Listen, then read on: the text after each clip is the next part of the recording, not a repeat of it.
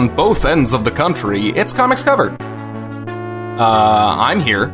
I'm Doug. I'm here with my co-host Jack, and we're here for the week of January 23rd, 2019. This is episode 61. He's in California. Yes. I'm in Minnesota, which I guess is not both ends of the country. It is not two ends. It's two ends of the country, but it's the north and the west. If you split the country in half, is Minnesota on the other half of California? Which I think it is.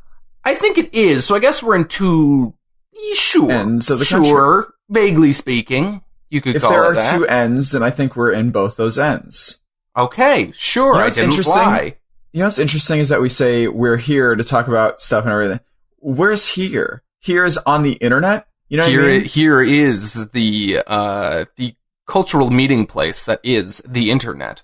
It's just interesting because I feel like even on like AMAs or like Q&As and stuff like that on the internet, people are like, I'm here asking questions. So the internet or a website has become a weird like location kind of thing, which kind of makes sense. It's just weird to think about. You know what I mean? It is weird to think about. It's not as weird in our case because specifically we do this show in Second Life.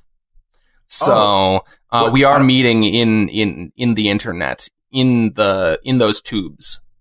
So are you making a reference to something, or are you just saying nonsense?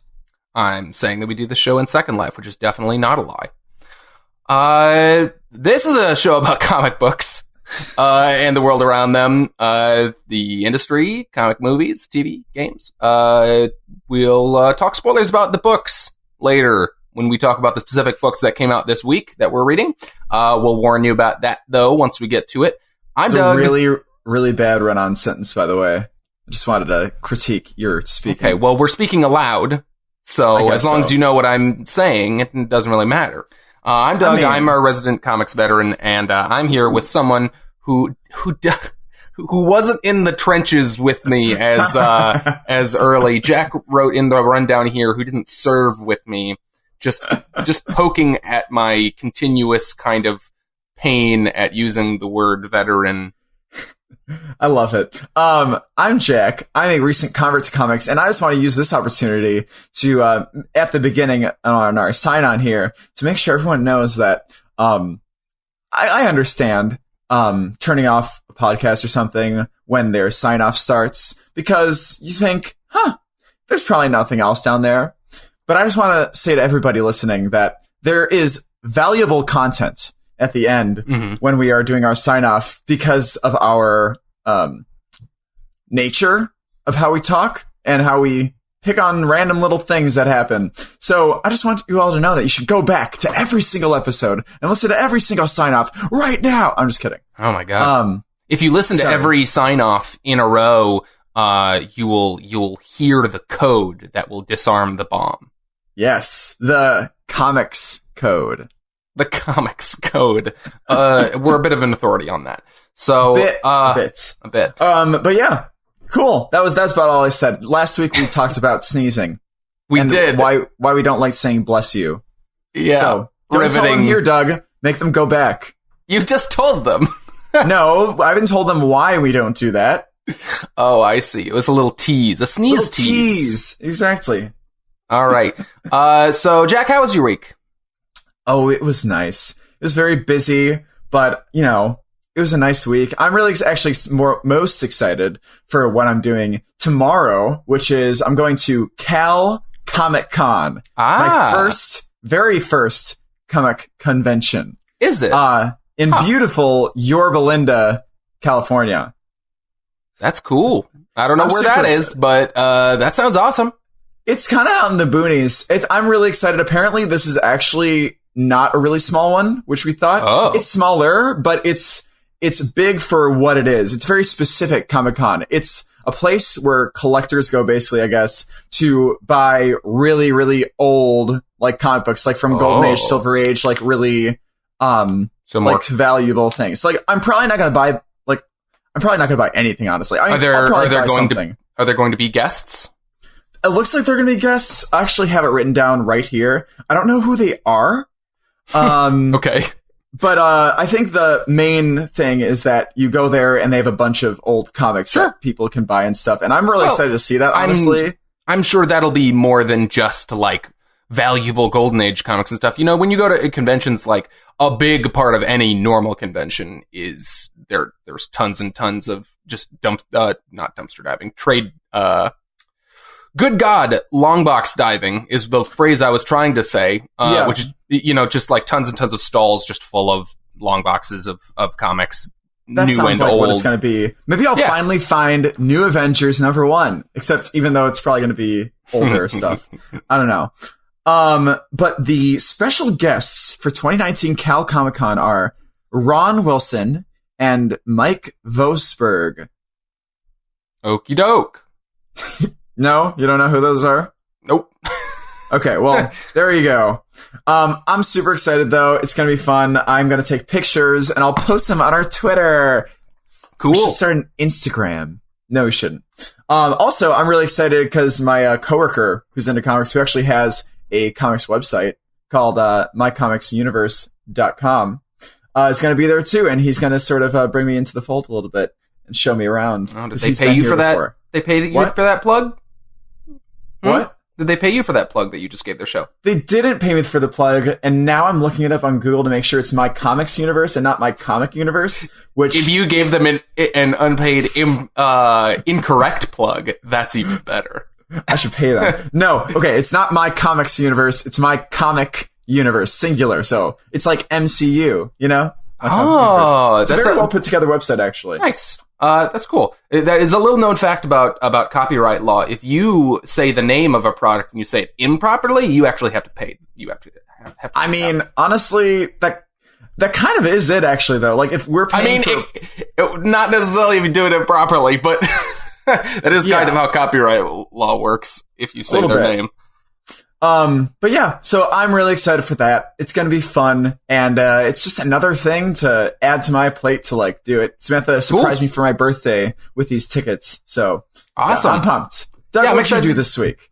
Oh, sorry. Go ahead. I was just going to say, I'm excited to hear what you think of going to a con. I didn't realize you hadn't gone to one before. I guess that makes sense though.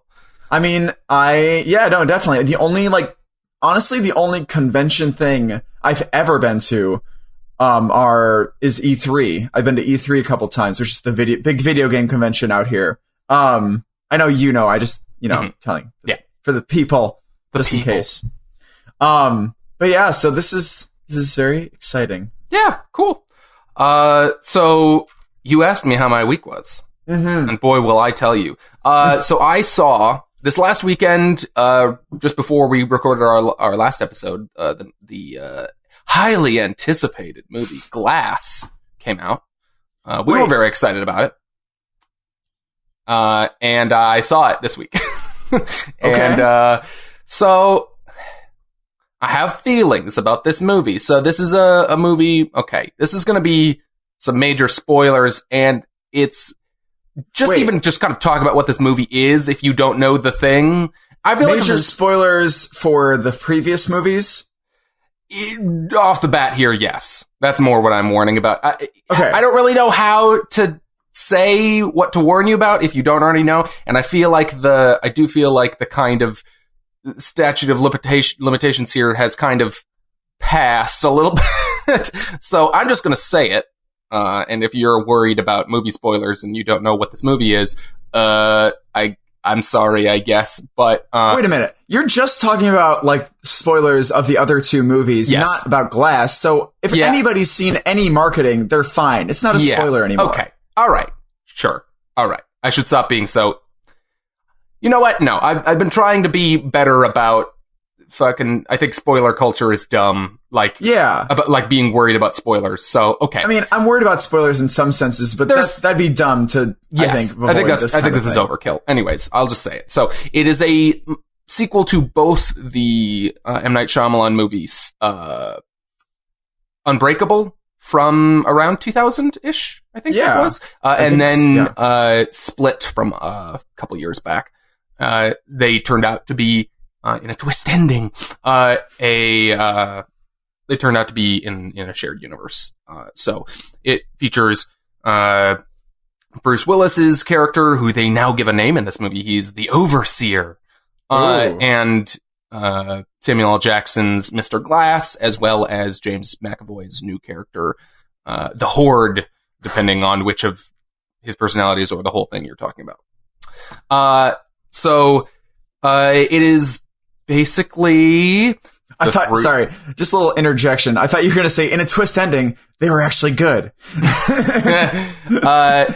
So if you've seen any marketing for this movie, you know that kind of the premise is that the three of them get taken into a mental institution, kind of against their will, and so they're kind of committed. And so basically, I don't know how into spoilers I want to get with you because you haven't seen the movie. Are you going to watch the movie? I mean, based on the limited stuff you've even told me, which was this week, which was that movie was so fucking weird, I'm really interested to see what it is. Yeah. I guess I won't get into hyper specifics, but it just, the whole mental institution thing ends up like, I don't know, like the angle on it ends up being super redundant in terms of what the first movie was, and even Split too. Like this whole idea of like, but do they have powers? Oh. Or don't they? It's just kind of like, annoying. We did this. We already settled this in both of these other movies. Why are we doing this again? They do. And yeah.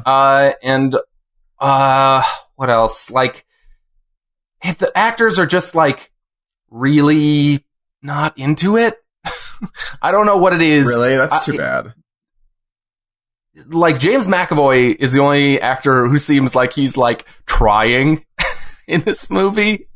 And it's because, I don't know, he's a young actor. He's working with Bruce Willis and Samuel L. Jackson. Like, that's probably very exciting for him. And M. Night Shyamalan, like, regardless what his recent track record is, like, the three of them together, if you're a younger actor, like, working with them, he's probably going to give his all, and he does. And I don't know, I think just the freshness of his character being newer helped a lot. They make a lot of very strange decisions in terms of the plot, in terms of casting, and all sorts of weird things. Do you remember? So, Bruce Willis had a son in the first movie, in Unbreakable. Yeah, I heard that he's in this one, and he's an adult, He's in this one as an adult, and he's the same actor. He's the child actor from that first movie, who I didn't look up his IMDb, but I'm assuming he hasn't really been in much since then. And is he terrible? He's not good. But it's super weird because he is the same child actor. Like, he's the same actor. So it's super weird seeing him again after so long. It like feels weird in the same way that like seeing those characters again feels weird. And so it kind of feels right because it fits the rest of the movie, but he's not good. So it's kind of frustrating. But super strange. Is there anything like you can tell that some of his scenes were cut short because like it was really, really bad? If anything, they linger on him a lot. He's in a lot of the movie. Also in a much more elevated position from her original appearance in the first movie, Samuel L. Jackson, Mr. Glass's mom. Do you remember his mom from the first movie? I thought we just saw her in flashbacks. No, she was, so that's the thing. So she was a younger actress in that first movie because they used her in flashbacks, and then they put her in old age makeup to be Samuel L. Jackson's mom. They again used the same actor in this movie. So they just didn't put old age makeup on her? No, they still put old age makeup on her because she has to be Samuel L. Jackson, the old man's mom now. Oh my god. However, so she looks like fucking Coco? Well, however, they didn't go far enough. So she looks younger than Samuel L. Jackson, even though she's in old age makeup. That is bizarre. It's really weird, and she's in a much bigger part in this movie than she was in the first movie. It's very strange. Yeah. Is there a twist ending? Yes. Yes, there is. Huge? You can really the specifics of it you can't see coming, but the kind of direction it's going to come from, you can definitely see coming, like the characters involved. You can see something coming. So it's like not surprising. There are aspects of it that are kind of cool, but the circumstance in which it happens kind of sucks. I don't know. I'm not really a fan of how this movie ends at all. It feels kind of just unnecessary, and lazy, but I don't know. And then the comic book commentary in this movie. Oh yeah. So I rewatched Unbreakable this last year because I was excited for this. Mm-hmm. And Leah, my fiance, had never seen it, so we watched it. And the comic book commentary in that movie is already the part that had aged the poorest. Like, I still think it's a fun thriller. It's a good, like, classic Shyamalan kind of structure and everything. But the, like, wit thing where everything's this metaphor for, like, the tropes of comic books feels a little on the nose and dated in an era in which everybody is super hyper familiar. Even people who aren't really into comic books is super familiar with all of the tropes because that media is everywhere now in movies and TV and everything. I'm willing to bet my reaction to it now is somewhat how someone who read a lot of comic books back when that was coming out, when that came out, felt about it. But anyways, looking back on it, it's a little cheesy and it's a little, I don't know, super surface level. In a way that is kind of like, so why are we doing this? But whatever. It wasn't that huge a thing. It was just kind of a weird, almost kind of in the end, just kind of a weird character tick for Mr. Glass, you know? Yeah.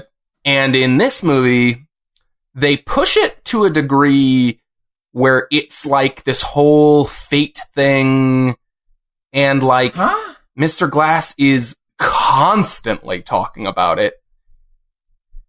And it's super basic observations about comic books and weird kind of off ones in a way that makes me wonder if M. Night Shyamalan has read a comic book. Just like, I don't know, like weird things. Can you give specifics without giving bad spoilers? Okay. I will give you a very minor spoiler. I won't tell you what happens in the scene or anything, but so Sam Jackson's mom, Mr. Glass's mom, the fucking, what is his actual character's name? I'll just call him the overseer, Bruce Willis, his son.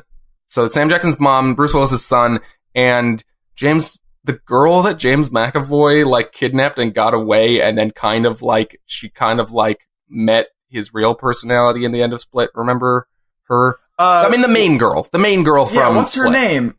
I should know her name. I don't know what her name is. Anya Taylor-Joy. The actress, sure, Anya Taylor-Joy. But those three characters kind of become a little gang. Like they run around doing stuff together in the movie. That was really funny how you said they come in a little gang, like you're a little old man. Like, I mean, they're like a weird little Scooby-Doo gang. It's very strange. So they show up at one point. I won't say the context, but like Mr. Glass is there and he sees them all come through a door at once, and they all stop and see all the characters together, and they're all in awe and watching this stuff happen. And Mr. Glass goes, the intrepid cast of supporting characters. Oh, that's cringy. It's really bad, and also just makes you go like, so supporting characters aren't like a superhero thing or a comic book thing? So I'm not entirely sure what They're trying means. To be Deadpool. Like, it doesn't mean anything. Like, it's just like the movie is like, the movie is full of that because it's all Samuel L. Jackson making, like correlating everything that happens to like, and this is another trope of superhero things, but like in ways that are like so basic and could be applied to fiction as a whole in so many cases that it's like, this isn't specific to superheroes in any way, and you're not saying anything about it. You're just pointing things out. And in a way that's like, okay, yeah, that thing would exist in this movie even if you weren't talking about it or being meta about it. So, like, what are you saying? Oh, yeah. And I don't know. Yeah, that I can see that how that's really... yeah, I just feel like I'm cringing now. It just seems like he thinks he's being so intelligent and so like, yeah. But it's just like, dude, like, anything else? Yeah. Yeah, it's just like there's no insightful commentary on it. It's all just, look, this thing seems like a trope from comic books. I don't know, which is kind of what a lot of that first movie was. But like, I don't know, it was simple enough, and I feel like they didn't dwell on it. A lot of it was focused on Bruce Willis's character. Yes. It was so much more focused on Bruce Willis, who was so skeptical of it, that it kind of worked. The silliness of it kind of worked in a way. In this movie, there's so much Mr. Glass and there's so much of him talking about it. And they weave it into like the structure of the film in big ways, in ways that end up becoming very cringy and very frustrating. Wow. So I'm assuming you wouldn't suggest me watching this in the theater. Maybe I should wait till it's on the... I don't know. I like, as much as I rail on it, it's kind of a fascinating watch though, at the same time. Like, I don't know. Like, I'm not going to say like you need to go see this movie. I'm not going to say that. I'm not, like, you don't. But like, it is really interesting, like, seeing this movie happen after so long, and like the realization of, like, it's always been this weird bit of kind of weird movie apocrypha legend, whatever you want to say, that like Unbreakable was always supposed to get a sequel, but it never did. And he's fine. So now he's finally getting to do it. Or we got whatever. 2 sequels. And who it did. But like who knows if that stuff is actually necessarily 100% true or not. But like, that's always been kind of the nerd legend. Yeah. And it's fascinating, and there's interesting stuff in there. Mr. Glass is cool. I think it's more the writing than necessarily his performance. Bruce Willis seems like checked out. He's entirely checked out. I found out, I texted you this week, I found out that apparently it's in a rider in all of Bruce Willis's contracts now that he requires that he is only on set for any movie 1 day a week. It's so fucking crazy. It's so crazy, like, he could totally get away with it. He apparently just wants to be retired. Yeah. But, like, so you could see how, like, if he's just doing it as, like, a favor to his friends or whatever, like, how he isn't into it. And you can see that in the movie. But, whatever. I don't know. It's too bad. Question. So, does... Okay. How is Anya Taylor-Joy in the movie? She's good. Like, I don't know that I can complain about her. Some of... They have her delve into the weird comic book stuff in a way that feels a little cringy. Okay. They all kind of do. But that's writing. Yeah, there's some writing stuff with a lot of the characters in that department. But, I mean, her performance is fine. Okay. Her performance is good. How about American Horror Story lady, who is the woman in the mental asylum? She's really hammy? Huh. In a way that feels purposeful, but I don't entirely love. And a lot of the psychiatry stuff in the movie is... pseudo? It's very pseudo. Am I gonna, hate it? I mean... You can see the end of the movie coming the entire time, I will say that. Because it's not real psychiatry. I'll say that. It really telegraphs it. But anyways, it's weird. It's not real psychiatry. They give them all like real countermeasures to their superpowers. Yeah. While also telling them that it's in their heads. Oh. Huh. Like they're 100% telling them like, you don't actually have super strength. Also, your door is unbreakable, and we put water jets in the ceiling because that's your weakness. What? It doesn't make any sense. Okay.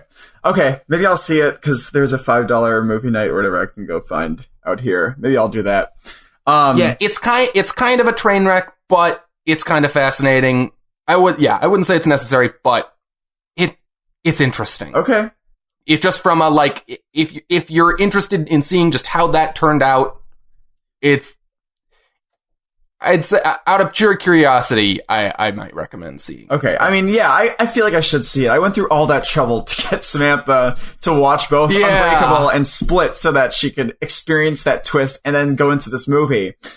Yeah, you were able to get her to watch Split without ever having heard the twist. Yes. That's crazy. It was great. But okay. Yeah. I'm going to see it. I'll check back with you later. Cool. All right. Cool. All right, let's move on into some news. Okay, so, big news this week. So the Oscar nominations came out. I mean, big surprise depending on how you look at it. Black Panther was nominated for Best Picture. Can I get this on audio? One second.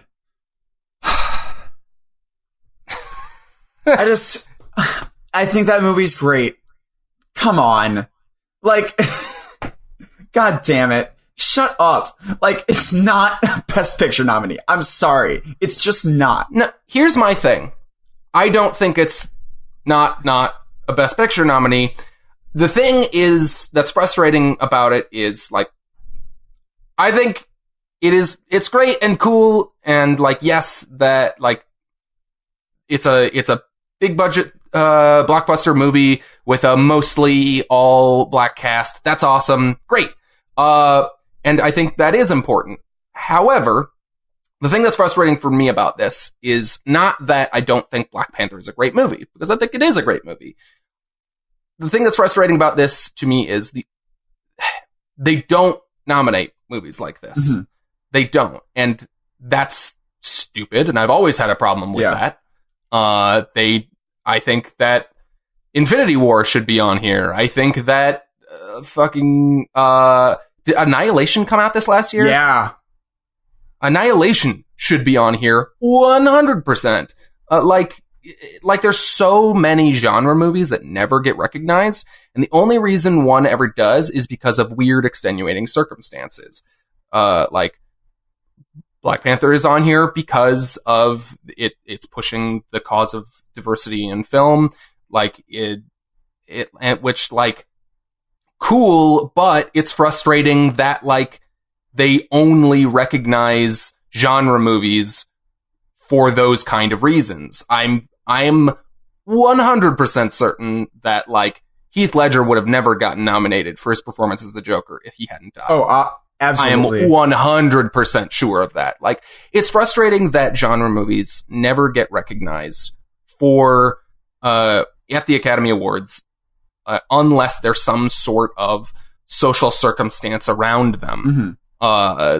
Like it's pushing a cause, or they're honoring someone who, like Heath Ledger, who, like, you know, like they're honoring him posthumously when they did that.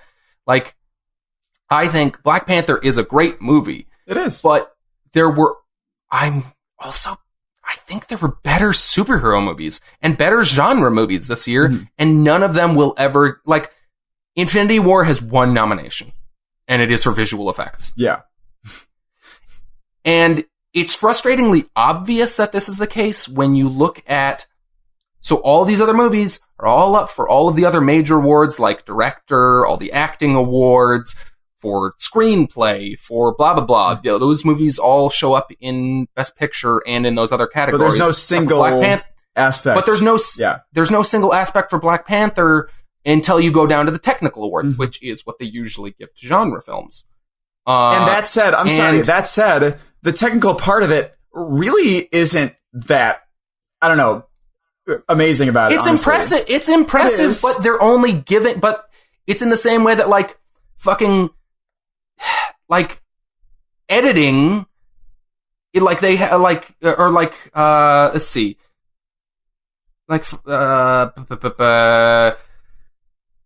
Yeah, like Black Panther is up for like sound mixing, which like sure, but like they're only putting that one in there as their like genre representative.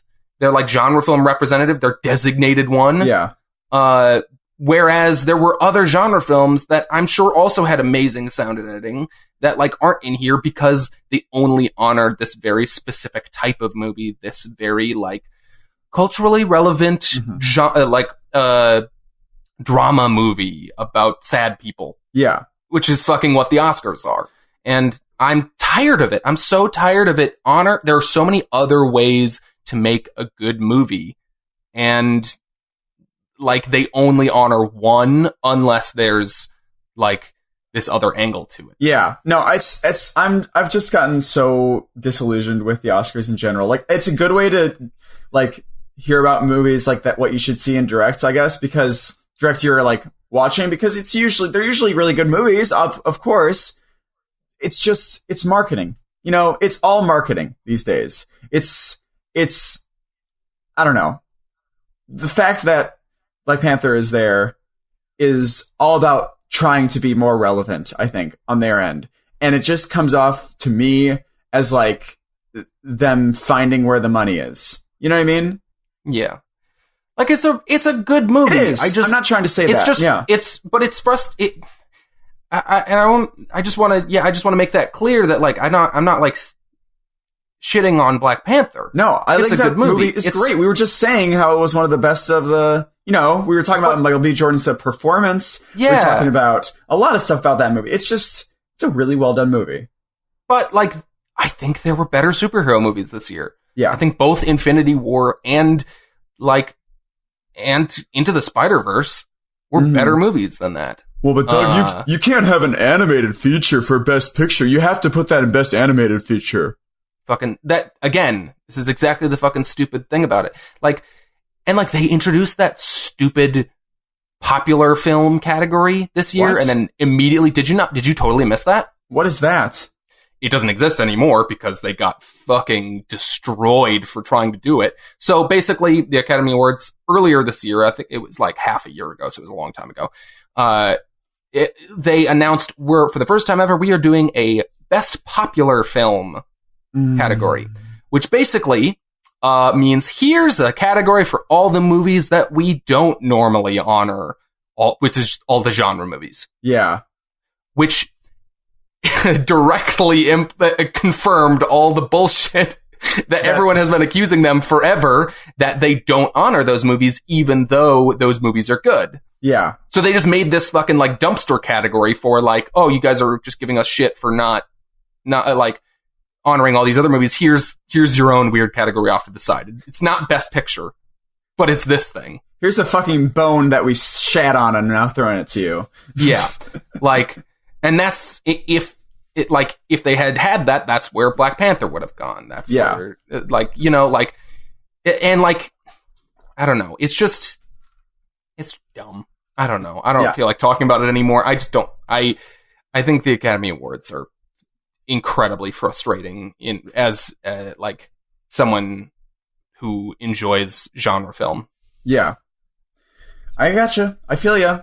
Yeah. Yeah. And it changes, honestly, the perception of those movies absolutely to the general audience, I feel like. Because while we're talking about this, there are people out there that, you know, genre films are never going to hit as hard or be seen in a more, I don't know, sophisticated light because of the fact that the Oscars don't recognize them and they recognize all these people. Yeah. So this is what sophistication looks like, obviously. Like, fuck that. Sophistication is everything. It could be anything. Every single movie is a fuck ton of people getting together to create one specific project.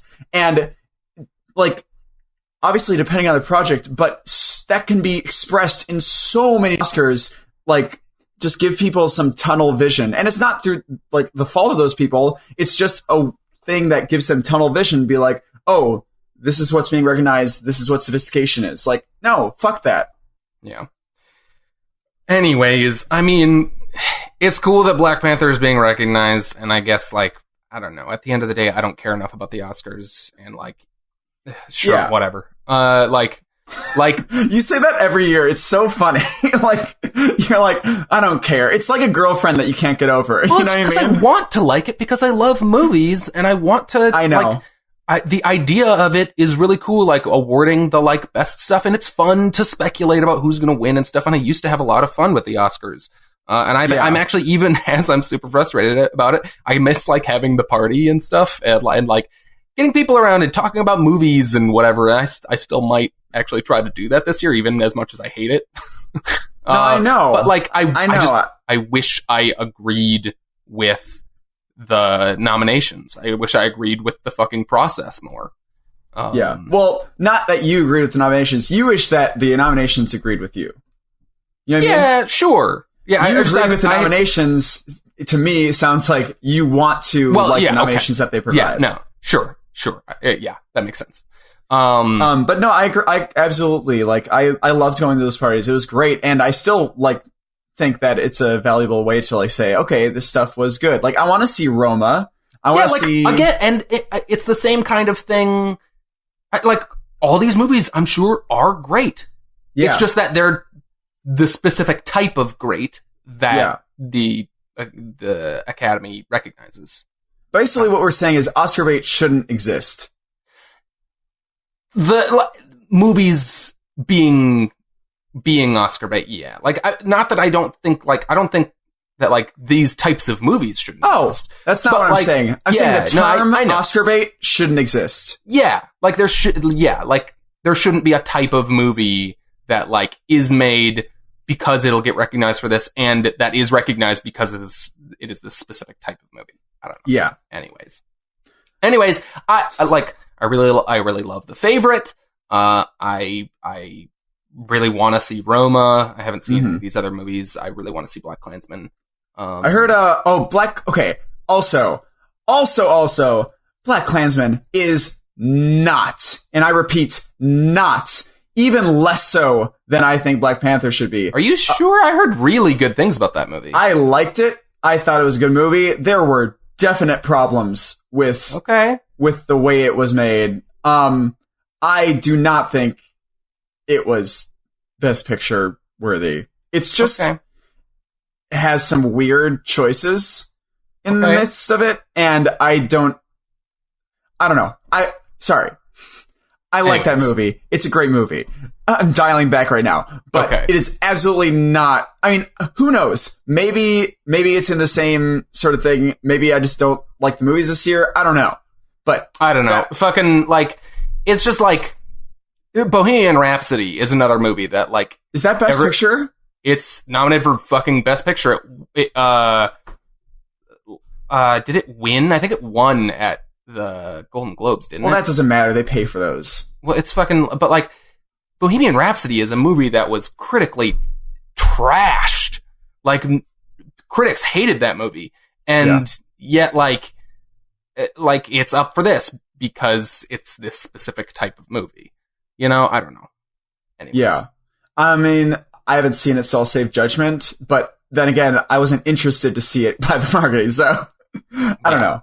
Who knows? Anyways, I love Queen, by the way, too. Sorry, let's get off I this. also really love Queen. I do still kind of want to see it at some point just because of that. But I know. Anyways, I do too. Right. I'm also disillusioned. Sorry, I'm also disillusioned because of the sort of trashed Sacha Baron Cohen project because Queen didn't want to focus on, you know, the tragic character that is Freddie Mercury, theoretically. That was apparently the story, which was annoying to me. But I heard Rami Malek's great. I like him as an actor, so whatever. Yeah.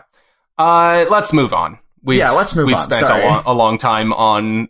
We got off Black Panther a little while ago. We were just ranting about the Oscars. I know. So let's go on to... not good news necessarily, but interesting, I guess. So, okay, a couple things here. So the Terrifics... Jeff Lemire announced that's a book at DC, part of their New Age of DC Heroes line. From the pages of metal. I feel like they got rid of that subtitle in their ads very quickly. But anyways. It doesn't make any sense, honestly. It doesn't really. It's barely connected. So the Terrifics, which was written by Jeff Lemire, he announced a while back that he is leaving on... what is this? his last issue is number 14. 14. Yeah. So we've got the solicitation for number 15 came out in DC's full solicitations this week. And so we know that I'm not sure if this was previously announced, but we, at least in the solicitations, this was the first time I saw it, that we have the new creative team, which is Gene Yang and Steven Segovia. I'm not really familiar with their work. I looked up. I know that Gene Yang has been doing New Superman, which is a book that I've heard people like. It is a book about basically a Chinese kind of analog to Superman, and then the Chinese government is putting together a group of analog Justice League characters for to be their Justice League. So interesting. But anyways, so I've heard people like that book. I haven't read it. But then I looked up some art from this Steven Segovia person. Didn't really look like a good fit to me, but sure. Okay. Anyways, well, who knows? I'm gonna at least give this issue 15 a try. Really? Because I like this book. I'm gonna try it at least. It's not. I mean, I like it, but I feel like the craft that Jeff Lemire and who is the artist right now? It's been it changes. Artists. It's been Doc Shaner who did this cover in the solicitation, but it's been a few different people. Honestly, I like it, but honestly, I feel like the thing I like is the craft that Jeff Lemire and the artist puts behind it. So I'm not going to do it. I'm not going to do 15. I'll let you do that. I understand. I really like the characters in it, and I liked them before this book. So yeah, I specifically want to keep reading a book about them if it continues to be good. So I'm gonna try it. One of the reasons I brought this up is specifically just because. So there was another small news story that I didn't put on here that Damage, one of the other New Age of DC heroes, that's closing, right? I heard that. I think also just canceled.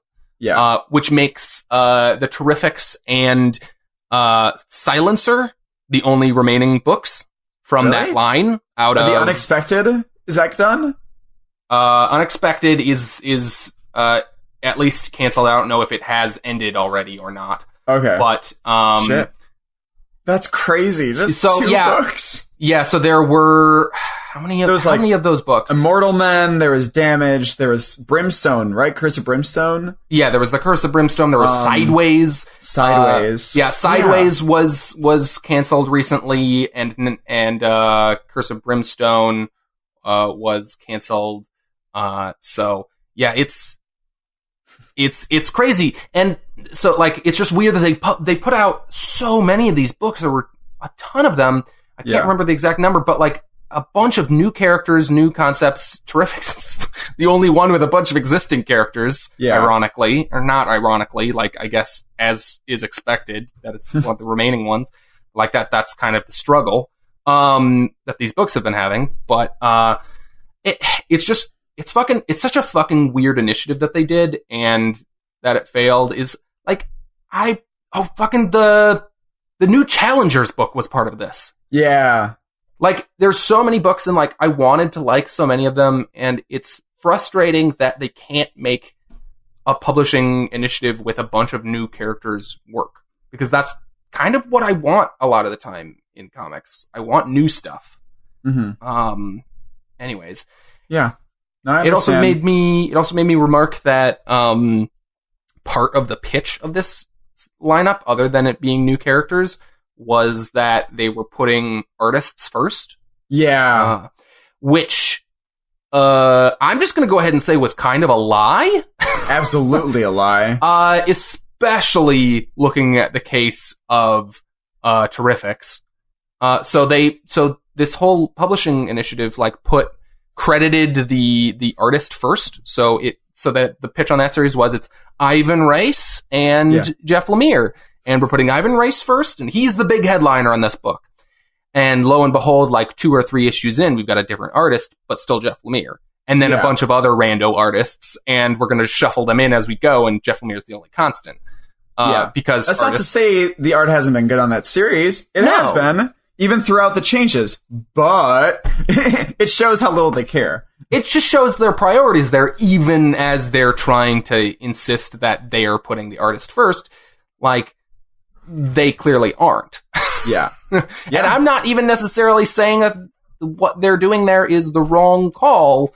I think I think that a consistent writer on a book, on an ongoing book, is maybe the most important thing. I'm not saying that they contribute more, but in terms of like delivering an ongoing story, yeah, that's probably the part that you need to be consistent. But like this weird insistence, even after doing all that and getting like other fill-in artists and stuff, and they still credit them in front of him, and it just feels super disingenuous. Yeah, no, definitely. I don't know. Do you think that in the future, like, it'll become more popular to have a plotter and a scripter? No, because if anything, as time has gone on, the like super kind of assembly line kind of nature of comics has become less and less a thing. Like there are less and less pencilers and inkers and more all around artists. Oh, okay, interesting. Plotters and scripters have never really been a huge thing, but like I highly doubt that we're ever going to see a time where that's more of a thing.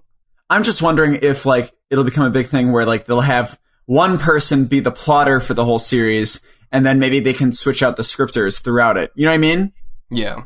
I don't know. Like, I mean, who knows? Like, as fucking old as the comics industry is, they're still kind of trying to figure out what the hell they're doing. Like it always becomes clear every year they try some new crazy thing, and it's like, do you know what you're doing? Like, they're still trying to figure it out, and that's nuts. But I can see that. Yeah. But yeah, it's fucking weird. I'm gonna try this continuation of the Terrifics, but go ahead. I understand why you wouldn't want to. We're not going to spend too much time on this, but just as this was big industry news this week. Yeah. Also in DC's corner, they had a massive restructuring this past week, or at least it was reported this last week. So they laid off 3% of their workforce. That's fucking crazy. Which, I mean, I don't want to downplay this, but it does. I feel like it is a little hyperbolic to say that. So I'm just going to clarify. They have 240 people. So I mean, it's kind of.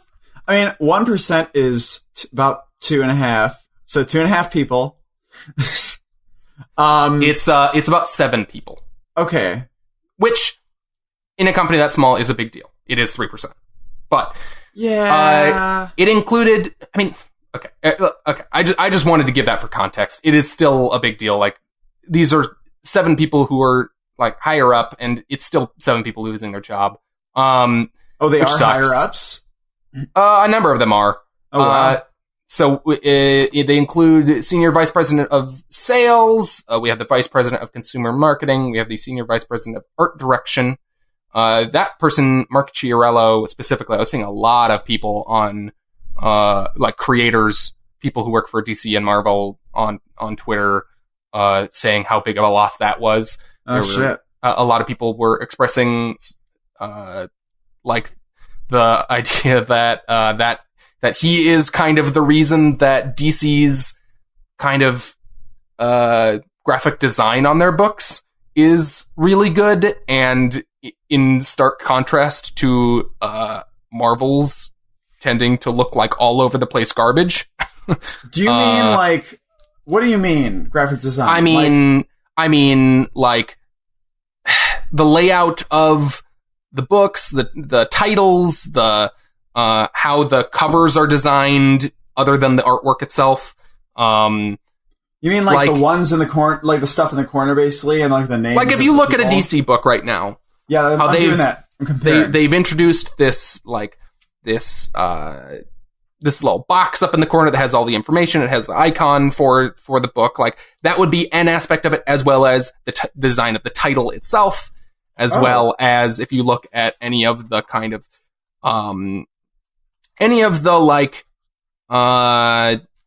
more graphic designy elements of a book, like the title pages, like any of the ads. Yeah. So yeah, like it's not necessarily super relevant to the books themselves, but yeah, it's a part of the experience nonetheless. But also, I'm guessing he also has a lot to do with who they hire as artists, which I do also agree there is a large kind of discrepancy in the art quality at Marvel. Interesting. As opposed to DC, which isn't necessarily always a home run. Like, no comic book ever always is, but like I think they're more consistent. They get more, if they have to get fill-in artists, they get more consistent fill-in artists. I can see that. I don't know. Anyways, like, it sucks. A bunch of people lost their jobs. That is, it seems to be a Warner Brothers mandated thing. They also laid off on the Warner Brothers and 10% of their staff under the DC Collectibles line division, which is run by WB. But yeah, it's crazy. Okay. Well, Jesus. Damn, yeah. So I should look for a job over there, or I shouldn't. No. Probably not. Probably not hiring. Anyways, crazy stuff. So let's move on into our weekly comics. Okay, so I've been talking a lot. Jack, why don't you tell the folks what we read this week? You have been talking a lot since you were born, really, honestly. If you count up all the words I've said in my lifetime, it's probably a lot of them. Probably a lot of words. You know what's interesting, though? How many different words, like unique words you've said. Like, we repeated a lot of words, definitely, but how many unique words have we really said our entire life? Yeah, wow. How original really are any of us in the grand scheme of things? See, that sentence right there is uses words that you use every day, maybe. Maybe not. Scheme. I don't know. Oh, whatever. I talk about my schemes all the time. Ooh. Okay, well, we read books, and we both read Cover number 5, Friendly Neighborhood Spider-Man number 2, Guardians of the Galaxy number 1, Immortal Hulk number 12, Justice League number 16, and Shazam with an exclamation point number 2. Forgot the exclamation point. You bitch. It's a typo. Did you read anything on your own this week? I didn't. Doug, you went crazy. All right, yeah, the universe kind of karma. I'm sorry. I read Freedom Fighters number 2. Oh, yes. Okay, yeah. Oh, I do want to hear about that. We'll come back to that. Okay. But yeah, Karma kind of looked at last week and said, like, Jack finally had a bunch more books than Doug had. How about fuck you?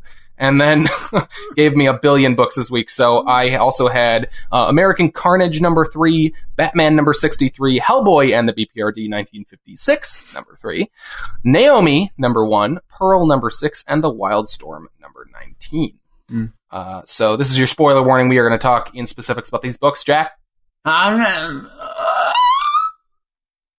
God, they're getting harder to listen to every week. Oh, okay. I'll try and dial it back next week. Because I don't know. It used to be the same noise every week. Yeah. And you've started kind of spicing it up every week now. Oh, yes. And so I never know what sound to expect. And lately it's become a sort of Lovecraftian horror of mouth sounds that I don't know what to brace myself for. I know. I'm just going to keep doing it. I love the phrase spice it up because I always think of like you're spicing things up in the bedroom. So when you said that just now, I had this whole life of flash before my eyes where we're married and we're, having sex every day. Oh my God. Well, all right. Well, spicing it up with my, what is it? Not Dorian Gray. Is that the guy? What are you going for? 50 Shades of Grey. Yes, 50 Shades of Dorian Gray. Who's Dorian Gray again? Dorian Gray was, it is a good God. What is the man's name? The writer, very famous classic writer. Nope, not Poe. It is. Oh no! I'm going to move on. I'm going to move on from this because I can't think of it. Anyways, he is. He has a painting And I've never read it, so I don't know if it ages instead of him or if it's like becoming uglier as he commits evil acts. Oscar Wilde, son of a bitch. Anyways. That son of a bitch. That son of a bitch, Oscar Wilde. I'll get him someday. Damn you, Oscar Wilde. Yeah. The extent of my experience with Dorian Gray is he is in Penny Dreadful. Yes. Also, I think he's the villain in the movie version of League of Extraordinary Gentlemen. Oh, that's kind of funny. It's a very bad movie. Nonetheless, sorry, tangent. I don't know what I think it might be actually Christian Grey in 50 Shades of Grey. That might be it. Sure. Sorry. What were we talking about? What'd you say? I don't know. We went on a real big tangent where apparently we're married, speaking of Lovecraftian horrors. And, hey! Okay. So, let's talk about Guardians of the Galaxy #1. I'm down. All right. So this one is, speaking of highly anticipated books, or I guess highly anticipated earlier was Glass. So not speaking of that. But we were very excited for this. This is the new Guardians of the Galaxy relaunch written by Donny Cates, art by Jeff Shaw. Is this Marte Gracia? Is that the colorist, I'm assuming? Yes. Wait, he's the third. He's the first. In the middle, or almost at the end. Yeah, he's the colorist. Yeah. Which, speaking of, small note, did you know it was a thing on Twitter, apparently, so there's a gag in here where someone says, no, or Cosmic Ghost Rider says, no, I ain't signing up to be a member of the Dam, and then page turn, and it's a 2-page splash of the title, Guardians of the Galaxy, and all the credits.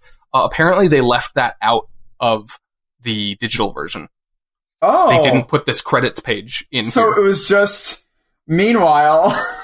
Yeah, I mean, so he says, no, I ain't signing up to be a member of the Dam, page turn, and it's just a different scene. I mean, it kind of works still. No, it destroys the whole joke. I mean, I guess so, but it kind of, you know what he's gonna say, but it doesn't really but have it's the so payoff. much more. It doesn't have the payoff of that big page turn, which is a fun gag. It was really good. Anyways, so we've been huge fans of Donny Cates' kind of rise to power over at Marvel. He is ruling with an iron fist. No, he's become a really big name over there very quickly. He specifically his work with Jeff Shaw, both on Thanos and at his Image book. God Country has been especially amazing. So we were very excited. And Buzzkill. Yeah, yes. We were very specifically excited for them to do a big Marvel book. This feels, even though it's a Guardians book, Guardians have never been as big in the comics as they have been in the movies as of late. But like, even though it's a Guardians book, because of the creative team and because of kind of the push Marvel's been doing around it, it feels like the biggest deal he's kind of done over there so far. So we were pretty excited for it. And this is the first issue. Jack, what did you think of this? I liked it a lot. I mean, it's laying the groundwork, I think, for a really fun first arc, really good first arc, really interesting first arc. They're probably going to be dealing with this same problem, I think, for a long time, more so than this first arc, maybe. I'm really excited. I'm super into, like, the new Guardians team, even though I'm wary that it is overpowered. But that said, so many people just got sucked into a black hole that aren't going to be able to do shit. So I feel like the overpoweredness is almost warranted. Does that make sense? Yeah, sure. But nonetheless, I love this writing. I love this art. I don't know. I'm a sucker for just how he lays out books usually. And you're talking about Jeff Shaw? Jeff Shaw and Donny Cates, honestly. Just how Donny Cates lays out structurally kind of how the book is like paced and laid out. Exactly. And I don't know, I love shit with Thanos. I love how Donny Cates writes Thanos. Yes. And I'm really excited to see him write Thanos through another character and see how that works. I just think there are a lot of different elements that are introduced here that I'm really excited for them to play up on. I and I love the characters. I love Beta Ray Bill. I'm so excited to have more of him. I'm excited to have more Cosmic Ghost Rider, who is probably going to be that sort of character that can solve everything if he just fucking focused for a second. I'm just really, really pumped for everything here. And, I don't know. I'm really interested. And Hela is in here. I don't know what she's doing. I think that's a really inspired choice, considering it's all revolving around Thanos and like his obsession with death. Yeah. And they kind of sort of subtly point that out, that like, so the villain of this is the goddess of death. So like there's some built-in kind of either conflict or kind of or similarities there. And so it, like I think there's definitely a purpose to that. And like, we're going to probably delve into that in some way. I thought this was a really fun, awesome debut. I was excited by how much, even though it's specifically following up on the plot point that Thanos died recently, and I believe the Infinity Wars, right? Infinity Wars or whatever that event I heard was. It was really boring, by the way. Yeah, I didn't hear great things about it, but he died, I think, in that, and so it's specifically following up on that. But in a lot of ways, how they're handling this feels like a continuation of these two's work in their Thanos Wins storyline in Thanos' solo title. And I really like that. Mm-hmm. I think that like, I'm excited for this lineup. Yeah. It's really cool. I'm also excited for Beta Ray Bill. I'm excited for Cosmic Ghost Rider to be back in that kind of where he's bridging that line between being the comedic relief and a genuinely developed character. Yes. I'm really hoping he kind of occupies a space in this book that's kind of akin to Deadpool in Rick Remender's Uncanny X-Force. Yeah, I feel like that's a good kind of place for him. Definitely. But I just thought this was a really good debut, a really great sense of drama and stakes, and I'm excited to learn more about the characters that I don't know anything about. I don't really know anything about Moondragon or what's this other Phyla-Vell? She must be some Kree person from Alpha, whatever. Yeah, related to Marvel in some way, not necessarily family-wise. Maybe I heard that they're both from a different universe. Are they? Okay. Yeah, and they're like together in this universe or something like that, but they're dead in this universe or something. Yeah, I didn't like do any research on them. Maybe I should, just to kind of get their deal. Maybe, but yeah, and it's just like a very different one. Like it seems like from what I was reading, it seems like they've been trying to make the Guardians of the Galaxy title very similar to the roster that was in the movies recently. Oh, they definitely have. So this is a really cool breach from that, and they still refer to each different character. Like I guess Drax died in this Infinity Wars thing too, and Gamora is either, I guess, a villain. Gamora, turned kind of evil. I think they referenced that in this. She got like mad with power. It seems like. I think she got the Infinity Gauntlet at one point, and went crazy in some form. And then we don't talk about Rocket. I don't know what that means, if they're just not on good terms or what, but apparently he had a choice to either join the Avengers or keep with Guardians of the Galaxy, and he chose the Avengers. Is he on Avengers now? So I read that he's going to be a part of this new weekly series by Al Ewing, Avengers No Road Home, and he's going to be on the Avengers there. I've been meaning to ask, do we need to read that?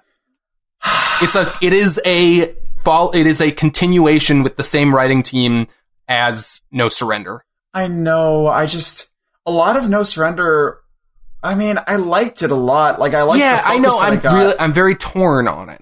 But it was so much. It was so much. But also, I thought something about it being a weekly series and it having, like, even that, like, there's something structurally about that book that was really fun. Yeah. Just like keeping up with it every week, because it was a book that was very about like the big plot reveals. And I really liked all the stuff they did with I forgot her name now. Voyager. Yeah, and that's specifically maybe the biggest part why I'm hoping they follow up on that. If they don't, I'm less motivated. But I really want to know. I really want to know more about Voyager and her as a character. Well, I guess we kind of learned her deal. I more want to see how she develops in the future because she's new. Yeah, I liked her as a character, and I want to see more of her. Anyways, sorry, getting very sidetracked. No, yeah, but I mean, yeah, I'm really. Do you know when that starts? I'll look it up. Why don't you tell me about your thoughts about I don't know. What do you think about the team theoretically being overpowered, or them being the ones to be pulled out, and maybe not Silver Surfer being able to get out? I think they toe a very good line here. I don't think that the team here is necessarily overpowered. I think, it's a more superpowered team than the Guardians roster usually is, in that we've got, Beta Ray Bill, and I'm assuming Phyla-Vell is very highly powered. Cosmic Ghost Rider definitely is. But we've also still got Star-Lord and Groot, and, I don't know, Cosmic Ghost Rider isn't that superpowered, and, I don't know, Beta Ray Bill's basically Thor in power set. So, I mean, they're definitely no more overpowered than, the Avengers. Yeah. So, I don't know. I think it's a really cool roster. I think they're kind of, it's a good variety of types of characters in terms of, power level and whatever. I think they made a smart choice not to do characters that they were hinting at, like Silver Surfer and, any of these other cosmic characters. I mean, is Adam Warlock really powerful? Yeah. Oh, okay. Yeah. Okay. February 13th. Sorry, I just found it. Okay. I want to do it conceptually. It'll probably depend on how heavy that week/month is. I know. Because that's an extra book every week for that last one was 10? This one's 10. The last one was 16. It was 16 that last time, which was fucking 4 months. Yeah. Wasn't right? Yeah, that's a lot. Yeah. Well, okay. At least it's shorter this time. That actually kind of helps sell me a little more. Yeah. But still, I don't know. It's a big investment. It's a lot. Anyways. Yeah, I thought this was a really good debut. It kind of delivered on a lot of what I wanted out of this book. Yeah. I'm excited. It got the team together. It's just, we're just going to have to see how they work as a team, how that dynamic is written, which I think they can write a really good team dynamic, because I personally seen it in Paybacks. They write a team really, really well there. Yep. And you need to read that. It's still on I still gave it to you. Yeah. Bitch. Yep. Yeah, I'm just really excited. I'm so happy it's coming out now. Yeah, this one was pretty much all set up, and there were a lot of characters in it. With the actual team kind of revealed at the end. Yeah. So, we don't really get much in the way of, small character moments or anything in this. Mm-hmm. I think going forward, we're going to see kind of more what the actual tone of this book and feel of this book is going to be. Yeah. More than this first one. But, I think, I think it bodes really well for kind of the book going forward. I think that, it's an exciting debut. So definitely. Also, cool. Can we just talk about one ad that I noticed in this book? The Daredevil #1 ad. Yeah. I just like that this arc or something is called No Fear. I wonder if Chip Zdarsky is going to try his hand at more of a horror style. I don't know. Yeah, because, so the tagline for Daredevil is always the man without fear. I know that, yeah. Yeah. Okay. I was just checking. Oh, I'm sorry. That wasn't supposed to be defensive. Okay. I do know that. But, this is this is KNOW. Fear is the name of, I assume, this arc. Yeah. It says Matt Murdock is reacquainted with pain and terror. Yeah. So, yeah, I'm interested what that means. Sounds like it's not even going to be similar to fucking Invaders at all. You know what I mean? It's just, he's just trying his hand at every single fucking cool shit that he can. Yeah, I am very excited for that book. Also, this art I think that's coming out soon, isn't it? It's February, I guess. So yeah, I really like the cover. Yeah. No, well, that's not Chichetto though, the artist. Mm-mm. I was talking to myself. I looked up Chichetto's art online, and I do love this cover too. But online, there's a variant that he did for a Bullseye #1 that came out, and it just looks really cool and dynamic, and I'm really excited to see that in that book. Yeah. Just really Cool. excited. Yeah. All right. Love me some Guardians of the Galaxy. Love Donny Cates, Jeff Shaw. Apparently people don't like Donny Cates these days because of Death of the Inhumans. That's what I was reading online, at least. And they got that feeling of Death of the Inhumans from all of those constant characters being put into a black hole. But they're not dead. You know? No, the whole point of this arc seems to be like we need to get those characters back. Yeah. Like we need to rescue them. It's a rescue story. I don't know. Anyways, I'm starting to feel like the mark of a truly great writer is that they are controversial. Yeah. Like, specifically in the case of comics, because, like, the audience in comics is so used to a very specific thing, and whenever we seem to, like, really love a writer like a Donny Cates, like a Tom King, like a Bendis we've come around on lately, yeah. like, they're always ones that a lot of people hate. Yeah. And it blows my mind that that's the case, because I don't see it, but I think it proves that they're doing something new and different, and some people don't like that. Yeah. I think that comes down to that. Like, there are two schools of thought. Like, comics, since they've been around for so long and it's a part of so many people's, like, part of their entertainment and what they subscribe to, like, you can either think of it as, like, I want it to be like this, and I want that safety of it always being like this, and it always being definitely good for me. Or we need to try new creative things because it's a creative outlet. So, yeah. If you're not taking risks, you're not, like, doing your job, I don't think. Yeah, definitely. Absolutely. Yeah. So, anyways, I think this was a great. This was a great. But this was a great. Speaking of some risks, how about a different kind of story? Okay. So I picked up Naomi this week. This is Naomi number 1. Yes. I read this by myself. You did not pick this up. I did not. Which is specifically kind of one of the reasons I wanted to talk about it. So this is a book about regular people in the DC universe, in which, like, Superman and other superheroes, but specifically it, like, kind of focuses on Superman, at least in this first issue, exist in the background. So this book starts we're in a small town in Oregon, Port Oswego. I don't know if that's how you pronounce it, but that's the town. But where nothing ever happens, and Superman has a big battle that kind of, like, rolls through there during its course, and it's like the biggest thing that's ever happened there. And there's this character Naomi, and she has a sort of obsession with Superman and keeps missing seeing him, but she's also, like, she's adopted, and there's some sort of mystery around her adoption that has to do with superheroes. But the whole book is, like, basically about the regular people with kind of little flashes of seeing Superman from their viewpoint. And I think that's really cool. It's a really different kind of book that we never see in these superhero universes.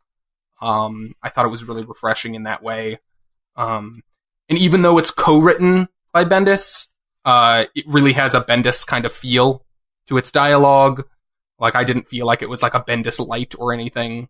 I think that this other, is it David F. Walker? Okay. Is his name? Must be a really good fit for him. I think they're doing a really good job together.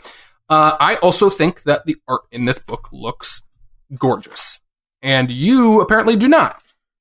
I don't know what it is. I have things. Okay. My first question is, because on that preview thing, every single, like, page, there were, like, 3 specific pages where they were all, like, double page splashes, but split into little quadrants. Yep.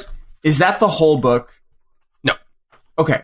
That was part of the reason why I didn't like the preview. I thought the whole book was going to be that, and I think that's tiring. No. And I think that's not a good way to design it.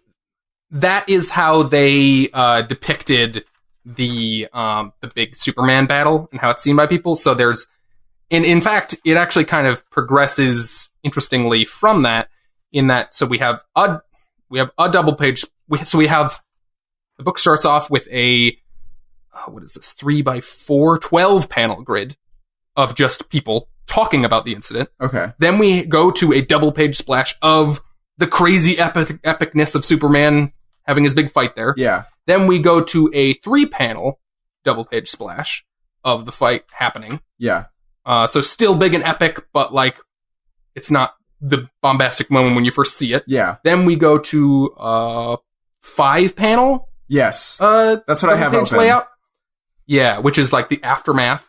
And then it just goes to kind of a normal, modern comic book kind of every page is a number of panels and they're all different. The way the preview read for me is it just seemed like, I don't know what I didn't like about it. Like, I saw that it was cool and different, but I just it just seemed amateur to me. I don't know why. I think they picked a bad sequence of pages for their preview because it is the one instance of superhero fighting in the book, which is like the point. Like the whole point of why it's depicted like this is because it is this big moment of action that like has nothing to do with basically anything else that's happening in the book. But like it's depicted as if it's this big crazy thing that happened, and there's not really any it doesn't really have anything to do with the plot. So yeah, no, I understand that for sure. I don't know. And then like the art in that place, maybe that was what was coloring my vision, like not liking that sort of like, I don't know. I usually love those progressions, sort of big splash pages. I was just talking about it for a small thing in Friendly Neighborhood Spider-Man, actually, for the last issue. I love that, but it just seemed, I don't know, off-putting to me. And then I know I made a comment about how the art looked like construction paper to you. I don't know if that stands. It might just be that I thought the layout looked amateur for that part. I don't know. Tell me to read this book. You should read this book. Really? I think you should. I think this is such a different kind of book that like is totally unserviced in any other corner of the big two. Like it is a book about regular people looking at superheroes from an entirely different angle than you ever see them in big two books. I think it's crazy that there's just a fucking DC book that is just called Naomi. That's just about this kid, like who just exists in this world, and it's like not a superhero book at all.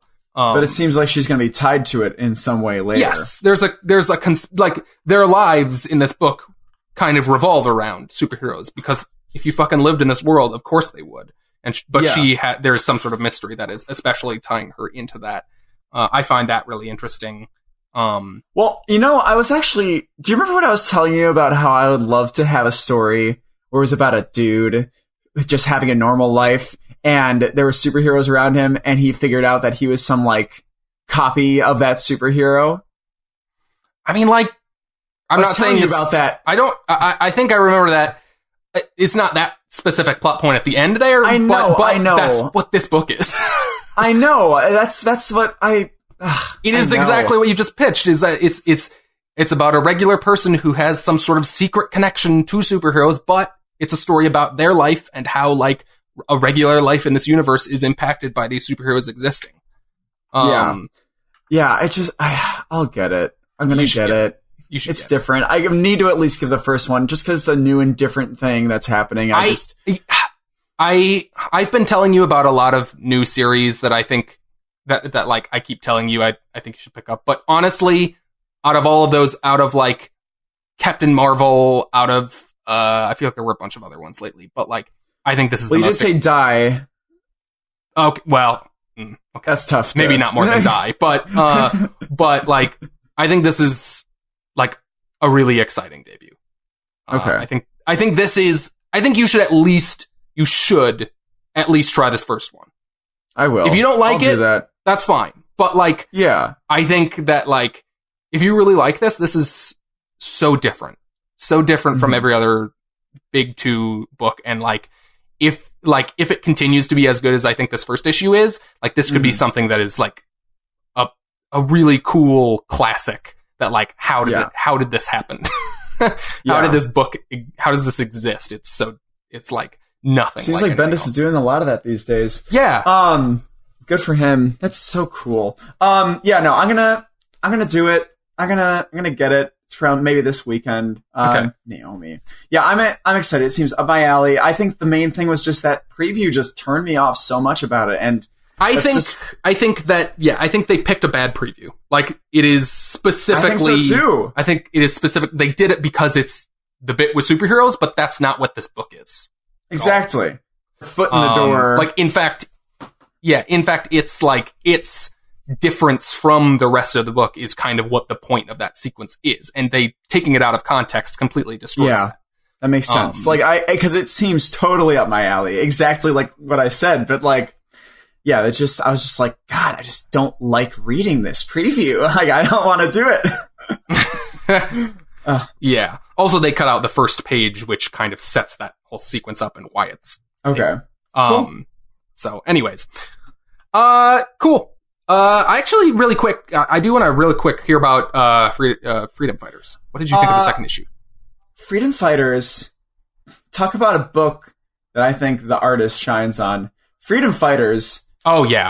Eddie Barrows is amazing. I need to look for more stuff that he does because the art is absolutely... Okay, the second issue, you remember in the first issue, they kind of set up... They blow up that museum thing, and then they have the whole Freedom Fighters go to that area, and I think they tease like there's a big robot there now, and they're going to have like a fight with him. That's what happens. They fight with this big-ass robot, and it's fucking gorgeous. It's fucking beautifully done, and it's absolutely great. That's all that happens. There's no, like, the thing about this book is I feel like there's almost no setup for stuff that's going to come back. Like, I feel like they're not putting little, like, oh, here's a little thing going on over to the side here, like, and that's going to be, like, a huge thing, and this is going to be, like, it's just not doing that. And for a 12-issue series to not have any of that in the first 2 issues, I just don't feel tied into the rest of it. And I don't think I'm going to do it. I mean, I'm going to wait to see what Samantha thinks about it because she hasn't read it yet. And if she wants to get the next one, then I'll give the next one a try just because the fucking...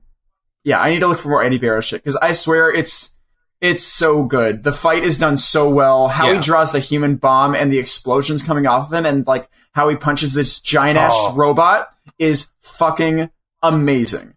Yeah, Eddie Barrows is incredible. I always... wish that sometimes he was on... I wish he was a bigger deal than he is, so he could be with bigger creators. Yeah. But, because he always ends up being on stuff like this, weird stuff off to the side. The one thing I would say, if you want more art from him, is he is one of the main artists on James Tynion's Detective Comics run. Are you doing this to me, Doug? His work on that series is... really good. Would I be able to read that arc or like I just want to read like it's so much, isn't it? It's like 50 issues we found out. It's like 50 issues, yeah. I mean, it's not that much, I guess. It's a lot. It is a lot, but it's a really good book. It's on my list. It's on my list. Someday. That puts it a little higher. Whatever. Okay. But yeah, anyways, those are my thoughts on Freedom Fighters. I don't know if Samantha isn't as enthralled with it, I probably won't do it, but it is absolutely gorgeous. I feel like that's generally how I come away from Robert Venditti books. Yeah. It's always like they're a little too what's the word I'm looking for? Decompressed for my taste. Like I don't even know about that. Like, I just feel like not enough happens in them, and it doesn't feel like a slow burn. Like, I feel like it would feel different if it felt like a slow burn, if it felt like it was building towards things. But it always just feels very slight.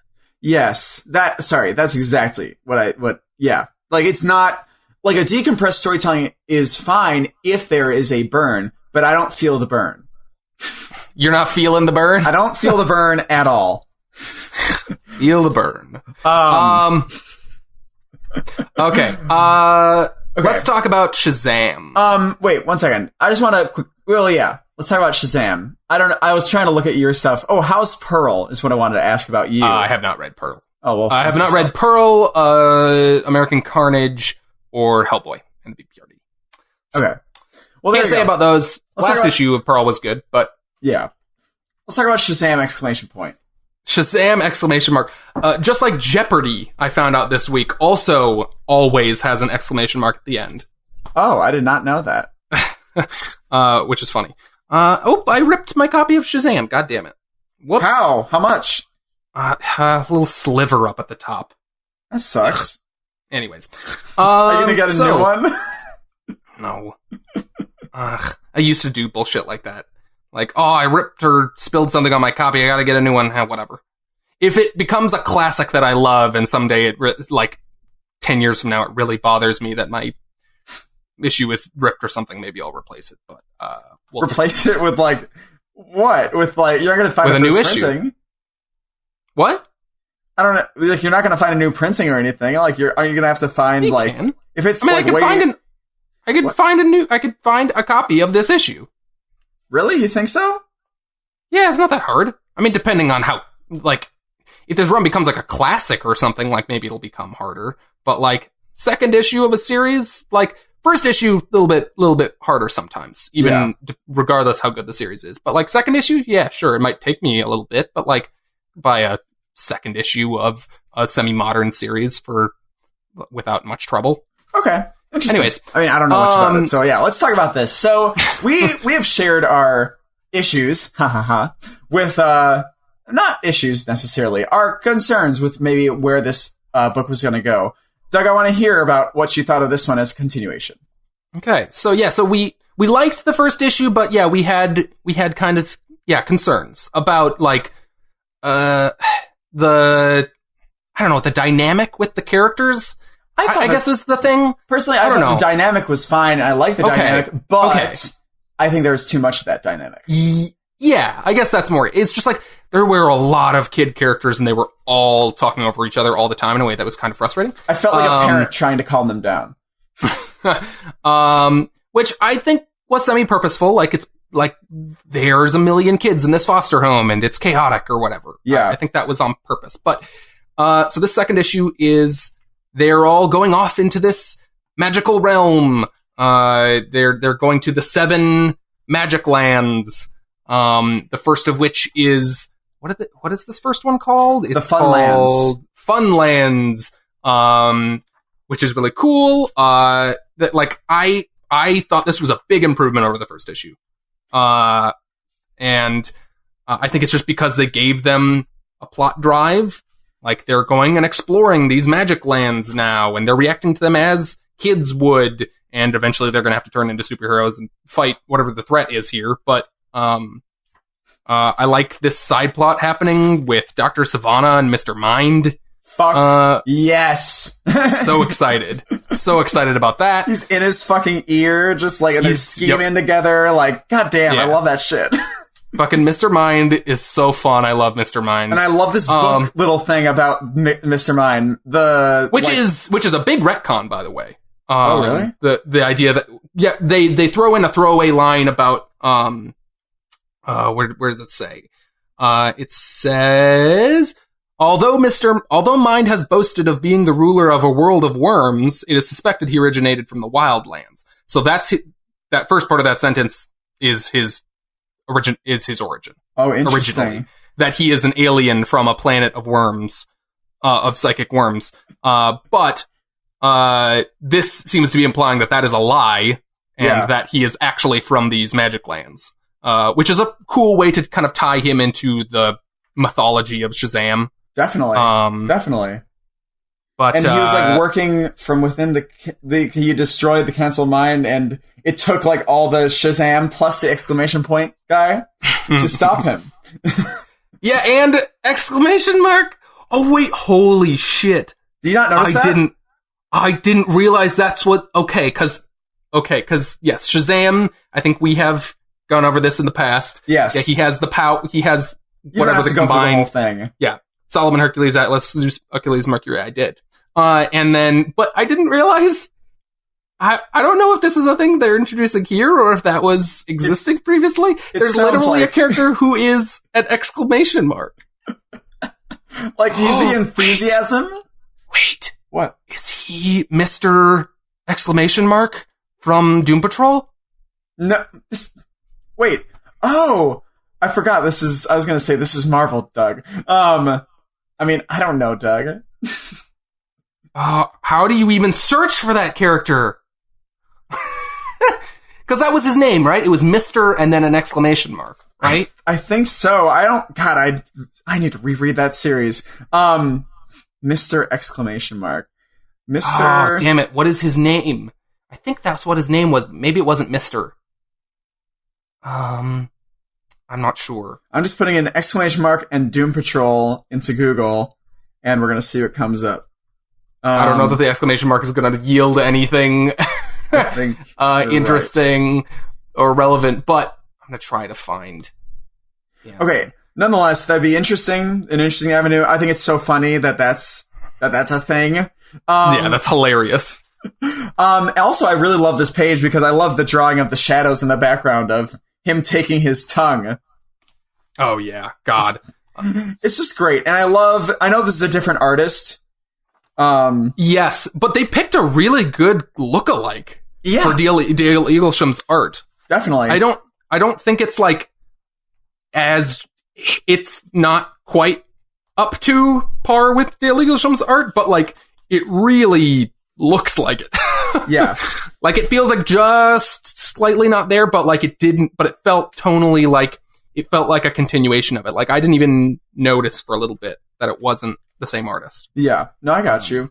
I'm interested to see where this goes. Along with like the whole too many kids like talking at the same time thing, I think it's so much better. Like, 'cause I like seeing kids interact with new and different things and exploring new areas and stuff like that. Yeah. I like that. And if that's most of this book, fucking give it to me. Yeah, that's awesome. I think now that they're actually kind of on an adventure, it's starting to get more of the feeling of I don't know, like an old 80s like kids movie, like a Goonies or even like modern thing. Yeah, more modern stuff like that, or like Stranger Things or whatever. Like this feeling of this gang of kids running around and dealing with supernatural stuff is a kind of fun element of this. Yeah. But yeah, I thought this was a big kind of step up. Yeah, no, I'm totally into this now. And I'm not buying that this King Kid is the missing seventh champion though. Yeah, I don't know anything about this guy. Who King knows? Kid. He's like, but no. You really cut off. He's gonna be like Peter Pan, but evil. I think. He does seem like he stayed here as a child, which is probably relevant to all these adults that are running around in here. Like there's occasionally they keep showing that there are just adults running around in this fantasy land full of children in this amusement park, but occasionally you'll see like an adult person and they're always like running.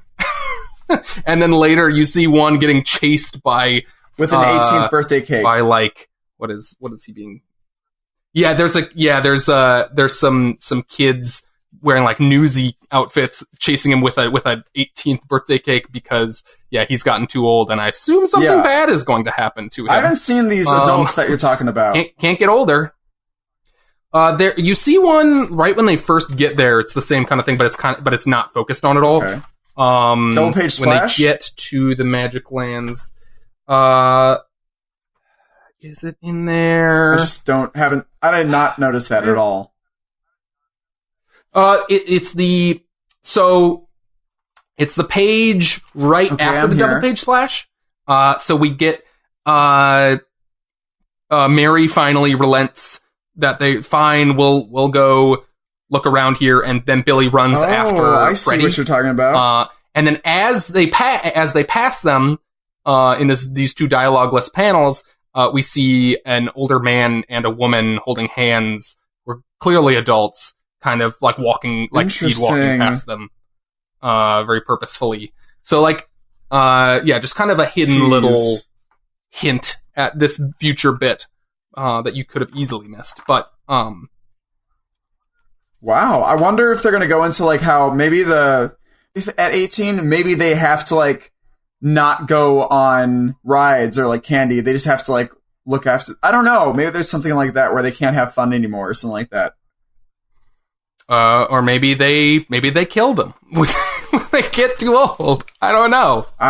This fucking creepy dude at the beginning, though, who's like saying, have a good time, looks fucking evil. Yeah. Yeah.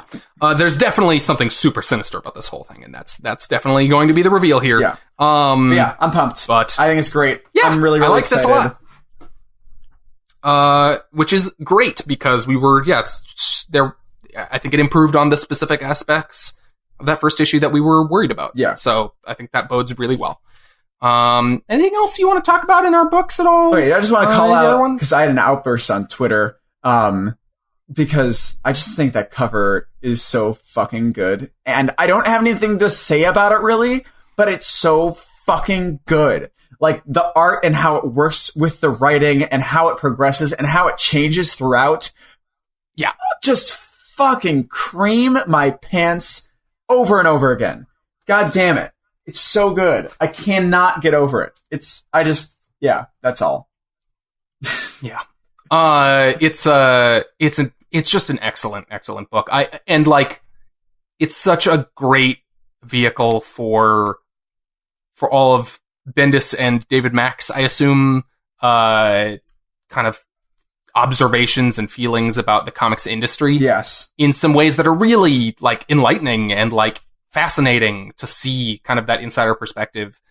Cause it's an industry you don't hear a lot about that. Yeah. About how kind of the industry works. And it's easy to talk about the industry in a way that doesn't allow people to actually learn about it. You know what I mean? Like, what am I trying to say? Like, sometimes I feel like if it's talked about too much, it doesn't seem penetrable to someone who's not in that lifestyle. This feels super penetrable. Oh yeah, I feel like I could give this to someone who doesn't normally read comics, and like they could super get into it and actually learn a bunch of stuff about the industry and about the culture around it and stuff. Yeah. I think it's super approachable. And the art is just fucking like so dynamic and amazing, and David Mack deserved to be one of our best of 2018 artists. Yes. This specific page where like the space guy is talking to the god thing, the "Are you the creator?" Fucking beautiful. Even then the fucking page turn where you have this huge lion thing and he's standing on I don't know, it just looks so good. I assume that was him, because we have had guest artists in here doing some of the like alternate art styles. Yeah. But I assume, let's see. It just says, they've only credited Oming and Michael Avon Oming for the Owen art. So that was a different part. So it must have been David Mack. Yeah, it's just, and all this watercolor shit, like, goddamn, I keep looking at it for so long, because I'm like, just give it to me. I don't know. It's just so amazing, and that's all I have to say about it. Question, do you think Brian Michael Bendis or David Mack actually has some sort of feud with Esad Ribic? Do you think this is based in some sort of truth? I don't think they have a feud. I think because the whole thing is they think that he's. I don't think that's part of it. No.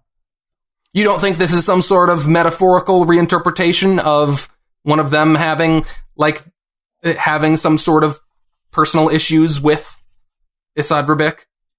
I mean, I guess it could. It'd be an interesting avenue. I just don't get that idea. I guess I don't know. Maybe because they're talking now about how being able to flip him. Like, that's true, but like I don't know, maybe that has some sort of metaphorical relevance to like what their relationship is to possibly him. It could be. I don't know. It could be. I mean, I don't know. It could be interesting. It's just not what I think about, I guess. I don't know. Interesting. Very, very unsubstantiated theory. What if Bendis is currently trying to poach him for DC? Ooh. Why is he usually like always Marvel? He generally is. That'd be really interesting. I mean, That would be fascinating, That's but like probably not. That's reading too much into this. I mean, that's getting into like the conspiracy aspects that's in this story, you know, like that sort of spy, like, oh, da-da-da. But, I mean, that's maybe part of the reason of this story and part of the intrigue that's awesome about this book. Yeah. No, I don't know. I just, part of why this book is so fun as someone who like is a little familiar with the industry and these creators is trying to parse where that line is. Yeah. Because there are clearly a lot of kind of autobiographical elements to this in terms of this character being, I'm not 100% sure if he's supposed to be Bendis or David Mack. I think there's elements of both.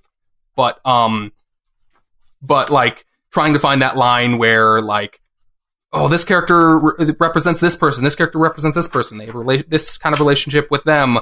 But like, what bits of this are super fictionalized? What bits of this have some sort of basis in truth or a real experience? Like, is this experience that Owen tells at Thanksgiving an experience that Bendis or Mac had? Yeah. Like, I don't know who these celebrities are supposed to be. I think they're made up.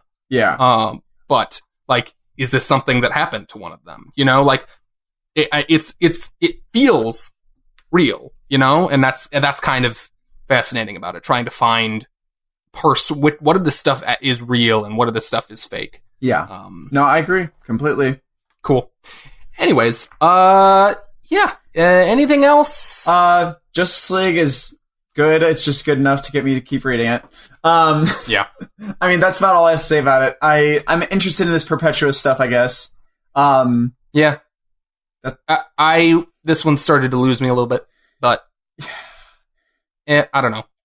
I didn't like this one as much as I liked the last couple, but it was fine. It was fine. I don't know. Yeah, I don't know.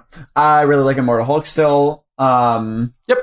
Friendly Neighborhood Spider-Man is still really fun. That's about all I got. Cool. What's coming out next week? Next week, I have it all written down right here, Doug. So we have... Yeah, you are taking control of these because I make lots of mistakes whenever I write down what's coming out next week. I got you. Well, we have Detective Comics number 997. Oh, by the way, I wanted to make a shout out. So I just reread Hush, art by Jim Lee, writing by Jeff Leb. And I just learned today that Detective Comics 1000, the main cover is going to be a wraparound by Jim Lee. Yeah, he also did the cover for Action Comics 1000. Oh, I did not know that. So they're keeping that as some sort of tradition. That's pretty cool. I love his art. And it makes sense because his art feels so like, I don't know, like it feels iconic. It feels like he's drawing icons. Does that make sense? Oh yeah. Jim Lee is a legend, like at DC and at Marvel too. Yeah. He did a lot of great stuff. Like I can't even point out a specific aspect of it that's like really original or like really like interesting. It's just really fucking good. Like, yeah, I don't get it. You know, like I just don't get why it's good, but it's so fucking good.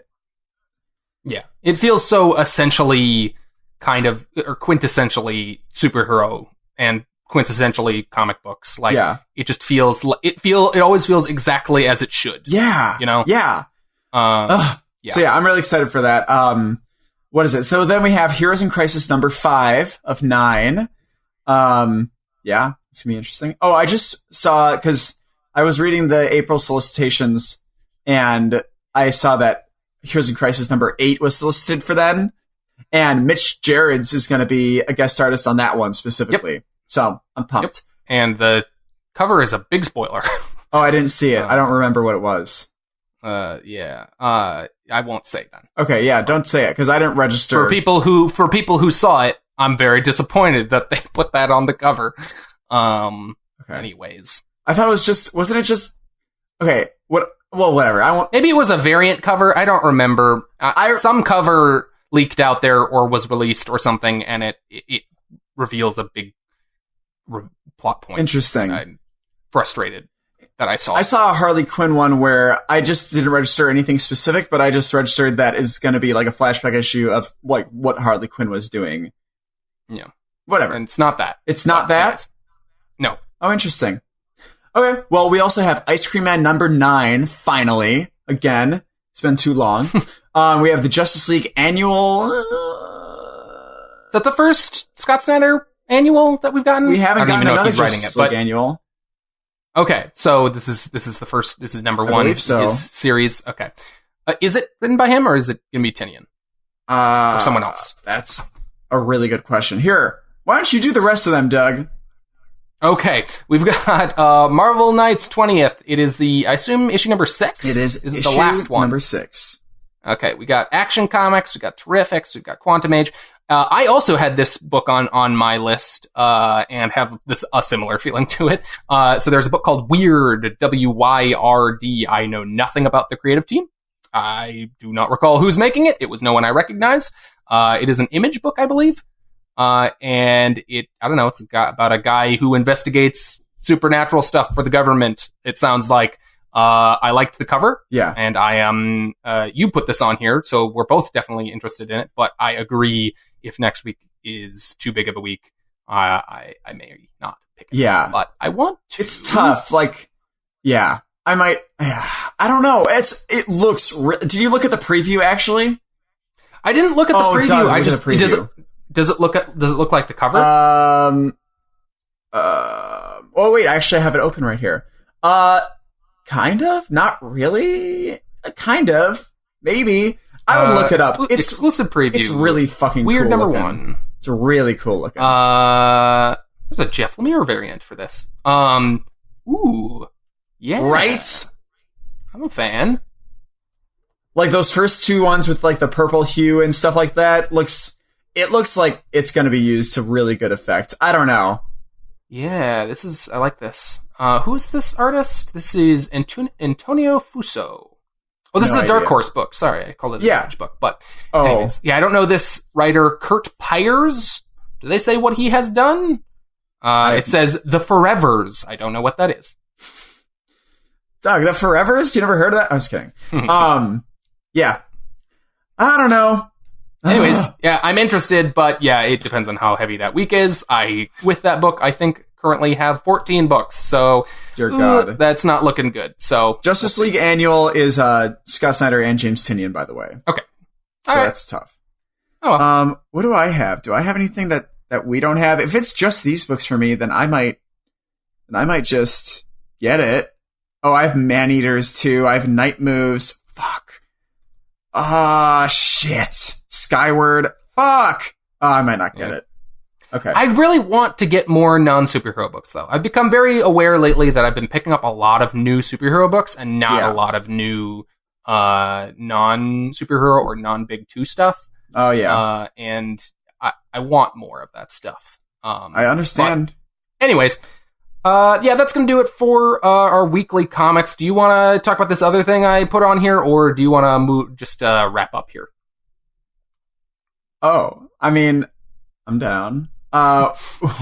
Very brief. I didn't hear about this. Wait, also very briefly, in the April solicitations, they solicited that new Thanos one. That was the only thing I saw that was really interesting to me, at least. Oh, yes, the one that Teenie Howard, and it's featuring Gamora. Like it's like a flashback of some kind. Yeah, and about also their relationship. Since it's featuring that, it could be semi-related. You know, it could be. I don't know. Donny Cates works with like stuff in the universe, I think, pretty well, and integrates it. So yeah.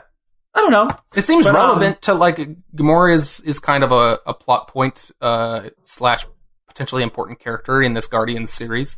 So yeah, we'll see if it like kind of ties in any way. Let's just talk about it. We don't have to spend too much time on it if we don't want to. But I want to get more kind of general comics discussion in here, and I thought this was a really interesting question on Twitter this week. Magdalene Visaggio, writer at DC / other publishers, posted a question that I just thought was fascinating. And it's this idea of, is Superman a United States citizen? I mean, he was born here. Well, no, he wasn't born here. You're right. He's not, unless he went through the correct avenues. I think someone in a response to that said that in one of the various continuity reboots, not the current one, John Byrne DC writer or a comics writer retconned it so that he was born on Earth. I'm not entirely sure what that means. I think it means that he like was sent as like a fetus or something. I'm not entirely sure what it means, but somehow he like emerged as a baby from the rocket, like was born.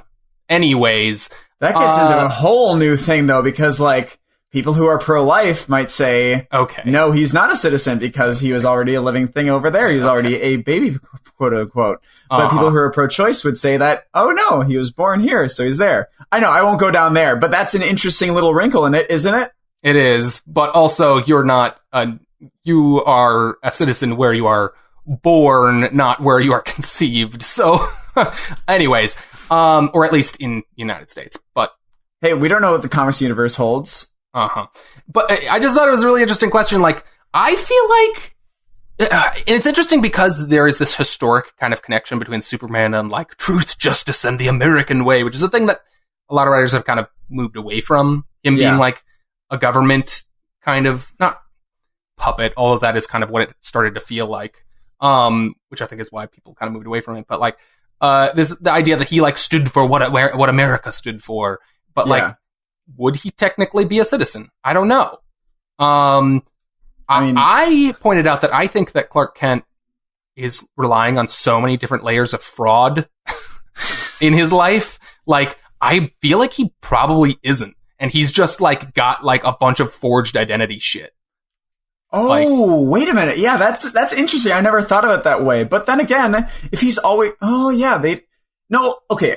To be fair, the only thing he'd have to forge, or his parents would have to forge, which they probably did, and Mom and Pa Kent, they probably forged his birth certificate. And they had to have, right? Because he's a fucking person who lives in Metropolis and is definitely taking advantage of, like, he has a job, so he's got, like, insurance and shit, I'm assuming. Like, he has to deal with all that shit, so he needs to be a person with, like, a record, and, like, the government needs to recognize that he exists, so he needs to have some sort of history like that, you know? Yeah, like, but it only starts at the beginning, so they must have forged something where he was born there. So he probably is a citizen based off of that forgery, because he wouldn't be able to work. He wouldn't, and he is contributing because he must be paying taxes. But if they forged it, does that mean that he's not a citizen? Well, being a citizen is a legal thing. It's not a It's not like a spiritual thing. So he is. But they forged. But that is illegal. What they did. So he is illegally a citizen. Okay, wait, that's not a thing. If they forged it, that means they did it against the law, and therefore his citizenship is not valid. But the law doesn't know what they're doing, so the law does recognize him as a citizen. I don't know. I guess I'm not a lawyer, but anyways, I feel like the spirit of this is like, does he have some sort of another?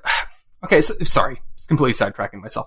But another angle to this is, I'm willing to bet, and I don't know this for sure, I'm willing to bet at some point, because everyone knows Superman is an alien. They don't know Clark Kent is an alien.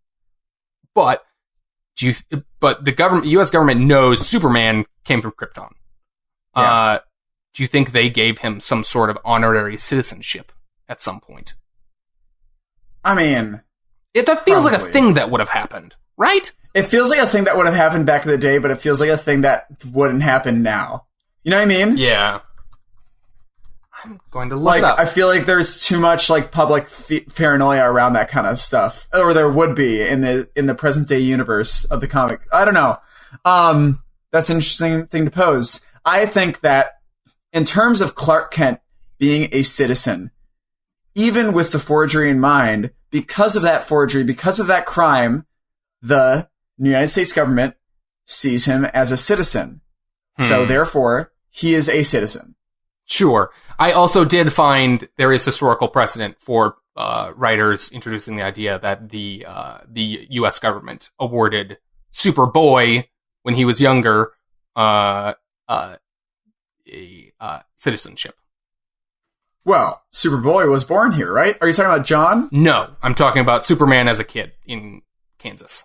Oh, that gets really confusing. It does get very confusing. But there is a history of when Superman was a kid, he was also known as Superboy. So, yeah. Okay. Interesting. I just thought interesting. that was interesting, and I'd like to, if we ever have more time on the show, to talk more about this one was a little lighter, but to have more time to kind of just freeform discuss stuff. If you ever have a topic, Definitely. feel free to drop it in this kind of area you just want to chat about. So that's going to do it for this week. If you made it this far, thank you so much for listening.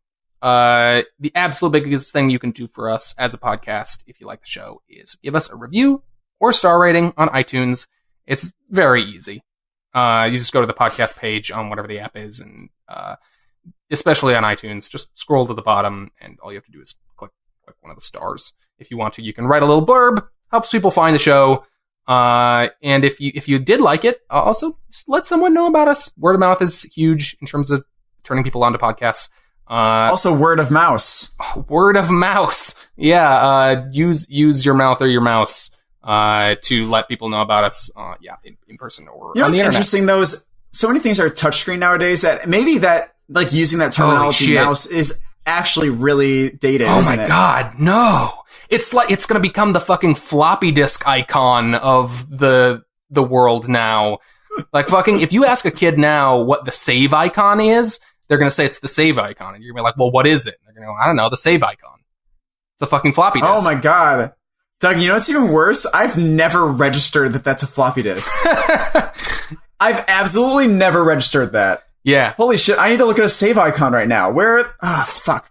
Not do I find a save icon? Not everything uses that icon, but some things No, still I know, do. but like almost everything uses that icon. I feel like I've actually seen a lot of things now that use an arrow pointing down and a line underneath it to do save, and then load is a line with an arrow pointing up. What? I've seen that in some stuff. Isn't that download? I've also seen it. I've I've also seen it used for download and upload. So it's a little unclear. I feel like the standard isn't quite there yet, but I have seen it like that. Oh, Doug. Oh, okay. I'll do that after the show. I gotta. Wow, that's crazy. Wow, I feel so dumb for not noticing that. Wow. Or like calling things albums, or like there's just lots of stuff like that, like that, just like art, like calling movies films. Like nothing, Films, fucking definitely. barely anything is shot on film anymore. You know. Anyways, Album. I'm not really sure what you're getting at there. I guess album doesn't necessarily connotate that it's a record, but No, vinyl. Yeah. yeah, but that But that's only usually- specifically refers to vinyl. Anyways, Yeah. So. anyways, I guess that yeah. one's not as relevant, but. You idiot, Doug. Jesus. All right. Well, Sorry. you can also subscribe to the podcast feed, and you don't even have to think about it. The show just shows up on your phone like a ghost that haunts you. Oh, okay. Wait, by the way, I said we were going to give them valuable content here. And if the mouse hole, thing wasn't valuable enough for our talk about films and albums, I'm just going to give them some right here, okay? Okay. What is this valuable content? Valuable content. Valuable content. Valuable content. Valuable content. I feel like I've been activated to kill like the prime minister of some Asian country now. Ooh, nice. No, it's Malaysia, not some Asian. Okay, well, I was trying not to directly reference Zoolander, but What's the point of that? You are, and anybody who's seen that movie knows. I that know. you're doing I was that, right? just trying to make it more broad, anyways. You're Doug-a-leaked. I guess I realized halfway into making that reference that I was referencing Zoolander, and I hadn't intended to, and so I changed it. But Oh. I guess I should have just referenced Zoolander. Well, that adds a little wrinkle to it. A wrinkle in time, mind you. Oh boy. But speaking of subscribing, which was before that outburst, pardon me, you can do that on iTunes, Stitcher, TuneIn, Overcast, and Google Play Music, and Spotify. And, you always say, like, a whole host. You don't say these words anymore. I'm going to say them, because, fuck you. But whichever podcast app you prefer, and I'm talking to the people, because they're here now because of that valuable content, we've got you covered. Mm-hmm. In the meantime, before the next episode, you can find us on Twitter and the Facebook under handle @ComicsCovered. You can also find web archives of all our episodes at comicscover.libsyn.com and on our YouTube channel. I will try to post the pictures that I take at the Comic-Con tomorrow on Facebook and Twitter. Okay. So that'll be fun. Cool. It'll be fun little thing. Make it clear that it is your first con, which is exciting. Yeah. My first con. What if I try and, like, con someone there, like scam someone into something? Oh my god, what? There's gotta be, like, a podcast or a show or something out there called The Con Artist. Ooh. And, we should look that up. We should be friends with them. Let's make friends. Oh boy, is that an Alan Tudyk thing? I have no idea. Shit. Go ahead and look it up. I'll keep going with this valuable content. And we also have video versions of our shows on Facebook as well. So check it out. They're videos, but they're not like us talking. We should get a camera that's just set up right next to us that shows us just talking. No, we shouldn't. But if you want to get a hold of us with a question or feedback, send us a message on Facebook or Twitter or at our email, comicscovered@gmail.com. Thank you all again for listening. I am valuable content. My mommy told me. And I'm Doug. The thing with Alan Tudyk is apparently called Con Man, and it was a TV series about him going to cons. Okay, cool. It's a similar thing. Anyways, thanks for listening. This has been Comics Covered.